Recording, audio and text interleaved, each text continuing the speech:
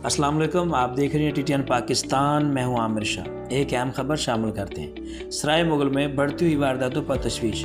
राना गुलाम नबी नंबरदार साहब का DPO कसूर से फौरी नोटिस लेने का मुतालबा। सराय मुगल प्रेस क्लब के वाइस चेयरमैन और मरूफ समाजी शख्सियत राना गुलाम नबी नंबरदार साहब ने ज़िला कसूर खुसूसन सराय मुगल और गिरदनवा में बढ़ती हुई चोरी, डकैती और दीगर जराइम की वारदातों पर शदीद तशवीश का इजहार करते हुए DPO कसूर जनाब आफ्ताब अहमद पुलरवान साहब से फौरी नोटिस लेने का मुतालबा किया। उन्होंने अपने अहम पैगाम में कहा है कि अवामी अदम तहफ़्फ़ुज़ का शिकार जबकि शहरियों में खौफ व हरास की फ़ज़ा पाई जा रही है। उन्होंने कहा कि पुलिस और आवाम के दरमियान मौसर राब्ते के लिए खुली कचहरी का इनेकाद वक्त की अहम ज़रूरत बन चुका है ताकि मुतासरा शहरी बराह रास्त अपने मसाइल और शिकायत आला पुलिस अहकाम के सामने पेश कर सकें। उन्होंने कहा कि अगर DPO कसूर की जानब से खुली कचहरी का इनेकाद किया जाता है तो वह खुद तमाम तर सबूतों, शहाद और अवामी शिकायत के साथ पेश होंगे और इलाके में पेश आने वाले मुख्तलिफ वाक़यात की मुकम्मल तफसीलात का अहकाम के सामने रखेंगे। राना गुलाम नबी नंबरदार साहब ने मज़ीद कहा कि सराय मुगल की आवाम अमन, तहफ़्फ़ुज़ और फौरी इंसाफ चाहते हैं और इस मकसद के लिए पुलिस और शहरियों के दरमियान एतमाद का मजबूत रिश्ता कायम करना ज़रूरी है।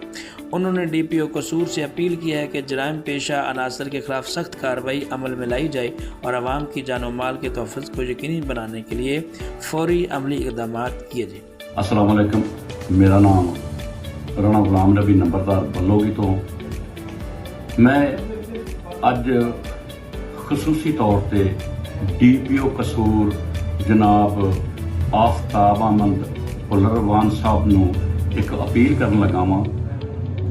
DPO कसूर साहब साडे डिस्ट्रिक्ट कसूर दे विच जराइम क्राइम दी शरह जिहड़ी ओह बहुत ज़्यादा है ते मेरी जनाब अगे गुजारिश है कि तुसीं मेहरबानी करके हर थाने दी सतह ते खुलियां कचहरियां का इनकाद करो।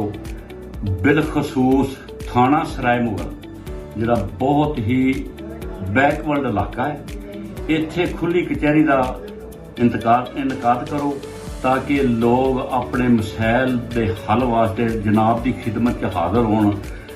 साडे थाना सराय मुगल की हदूद डिस्ट्रिक्ट कसूर तो तकरीबन 100-125 किलोमीटर बन गई है ते मेहरबानी करके थाने सतह ते खुलियां कचहरियां का इनकाद करो। मोतबर जराए तो पता लगा DPO साहब का कि DPO कसूर आफ्ताब अहमद पुलरवान साहब जिहड़े ने बहुत ही एक मंजे हुए ते नामवर अफीसर ने ते मैं उम्मीद करना वा कि जनाब मेरी इस रिक्वेस्ट नूं मंजूर करदियां होयां इहदे ते गौर करदियां होयां थाने सतह ते खुलियां कचहरियां का इनकाद करन। मैं दोबारा फिर कहांगा कि बिलखसूस थाना सराय मुगल की सतह ते जराइम क्राइम अरूज देवे। जदों जनाब खुली कचहरी का इनकाद करनगे ते मैं तुहाडे कोल सबूतां प्रूफां दे नाल हाज़र होके जनाब नूं सारा कुछ मुहैया करांगा, क्योंकि सानूं कसूर जाने वास्ते बहुत ही तकलीफ है। असी अज जो हालात ने, पेट्रोल महंगा है, मजदूर लोग डिस्ट्रिक्ट दे विच नहीं जा सकते ते जनाब कोल फैसिलिटियां भी हैं, जनाब कोल सरकारी गड्डी भी है, जनाब कोल तेल भी सरकारी है ते जनाब नूं आउणा आसान है। सानू आवाम नूं तुहाडे कोल जाना बहुत ही मुश्किल है। इस वास्ते मेरी मौजबाना यह रिक्वेस्ट है कि जनाब खुली कचहरी का इनकाद करन थाना सतह ते बिलखसूस थाना सराय मुगल च खुली कचहरी का इनकाद करो ताकि सानू इंसाफ मुहैया हो सके। मेहरबानी।